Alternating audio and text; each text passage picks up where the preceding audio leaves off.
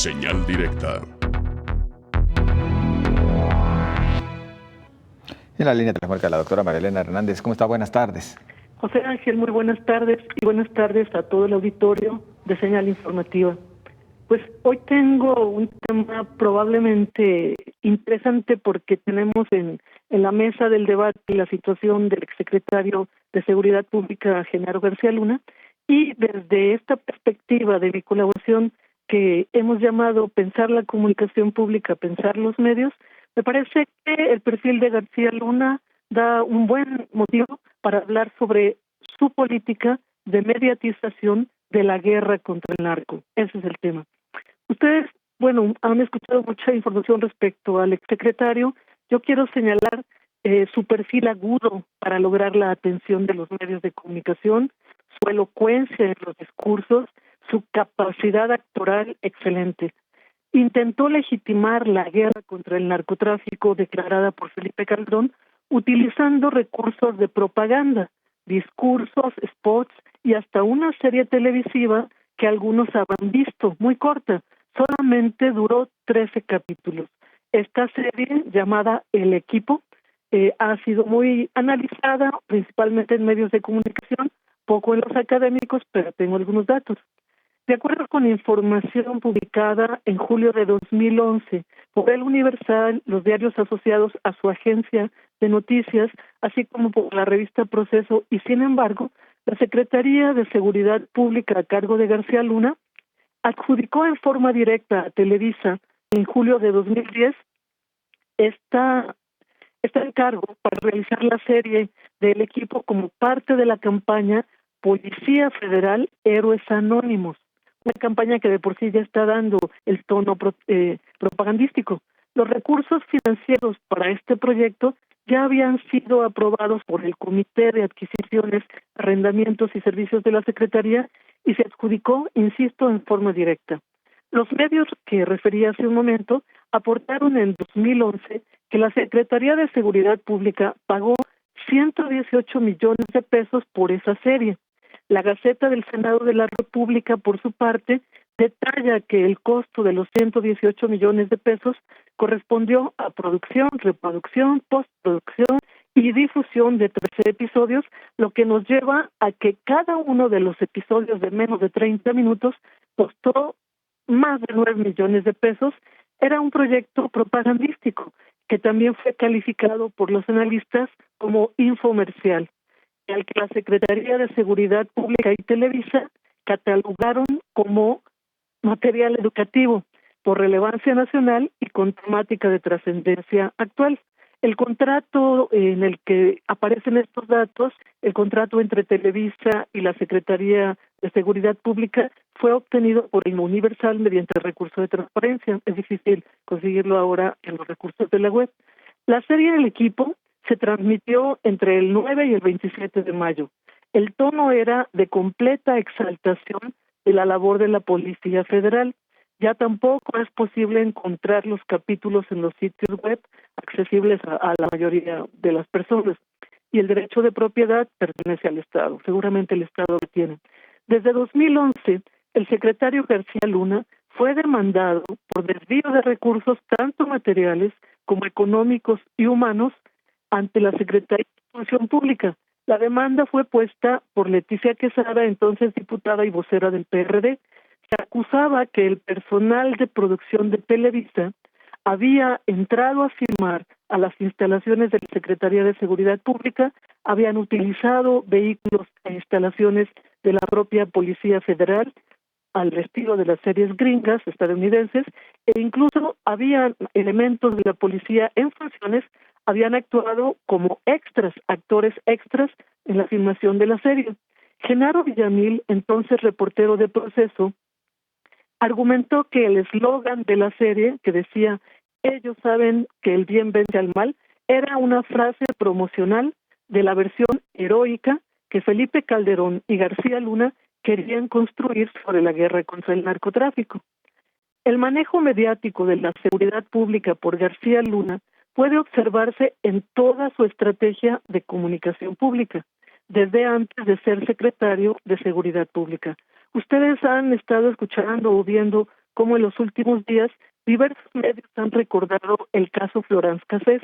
En 2005, cuando García Luna estaba al frente de la AFI, Agencia Federal de Investigación, durante el gobierno de Vicente Fox, autorizó la simulación del arresto de la francesa Florence Cassés para que Televisa pudiera transmitirlo en vivo.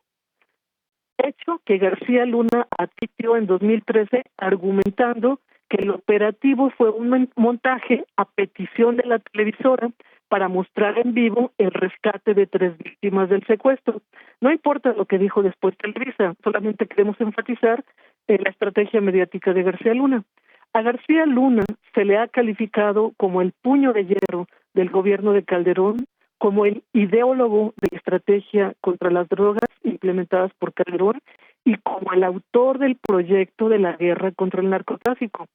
La periodista Ana Leticia Hernández Julián publicó un excelente trabajo en Sin embargo en noviembre del 2012, en donde detalla que García Luna, además de ser el más cuestionado de los miembros del gabinete panista, ha sido señalado por sus constantes operativos con partidos y montajes mediáticos. Y esto seguramente sí lo habrán leído antes. En un trabajo académico, el único que he encontrado, titulado La comunicación gubernamental de la guerra contra el narcotráfico en México, se explica que el gobierno federal presentaba primero en forma espectacularizada ante los medios de comunicación la detención de sicarios. Ustedes recordarán las imágenes, incluso musicalizadas de manera emotiva. Y esto favorecía la imagen de la estrategia de la guerra al principio, porque después, al avanzar las investigaciones, esos detenidos que habían sido mostrados como los peores del mundo eran liberados por falta de pruebas. Los autores del artículo académico que mencioné plantean que la guerra contra el narco se veía claramente sesgada, porque dejaba de lado al cártel de Sinaloa, liderado por el Chapo Guzmán.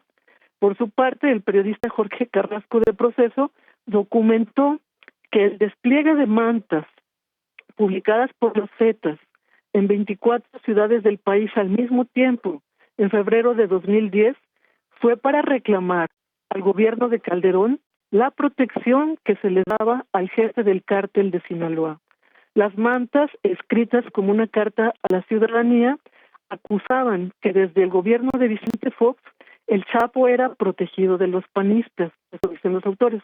Finalmente, los autores de la comunicación gubernamental de la guerra contra el narcotráfico en México dan cuenta de un análisis de comunicados de prensa que realizó la National Public Radio de Estados Unidos, comunicados emitidos por la Procuraduría General de la República, en donde supuestamente se anunciaba a todos los delincuentes relacionados con el crimen organizado, pero el análisis de esta organización mediática mostró que solamente en el 12% de los comunicados aparecía el cártel de Sinaloa. Entre las prácticas de mediatización de la guerra contra el narcotráfico en el gobierno de Calderón y con Genaro García Luna a la cabeza de la SSP, se mostraron imágenes de los detenidos con un gran dispositivo de seguridad alrededor y se daba acceso a los medios de comunicación para que los entrevistaran. Ya decía hace un momento que varios de esos mismos detenidos tuvieron que ser liberados en las primeras etapas del proceso. Se trataba entonces de una tarea mediática que, como sabemos, al final en nada ayudó al combate del crimen organizado. En fin, tenemos en el aire un caso extraordinario para el análisis de la comunicación pública y del periodismo, y lo dejo para la reflexión. Quiero contarte, José Ángel, estimado auditorio, que hoy cierro un ciclo como colaboradora con Señal Informativa. Las razones son estrictamente laborales. Voy a escribir, voy a tratar de producir algo para después volver. Espero que sí, que sea temporal este alejamiento y que me vuelvan a permitir, como lo hicieron, pues entrar a su casa. Dejo mi más profundo agradecimiento a Carlos Martínez Macías, director de información, por su amable invitación hace 3 años. Mi gratitud también al director del sistema universitario, Gabriel Torres, a Josefina, a ti, José Ángel, y todos los miembros del equipo. Muy especialmente al productor Artemio González por el apoyo incondicional y por la libertad de expresión que se garantizó en cada una de las participaciones. En verdad, estoy muy agradecido. Y también nosotros lo estamos agradecidos y por supuesto con la esperanza de un pronto retorno, doctora María Elena Hernández. Muchísimas gracias y pues aquí continuamos, por supuesto. Hasta pronto. Muy amable. Es la doctora María Elena Hernández con su siempre interesante colaboración en este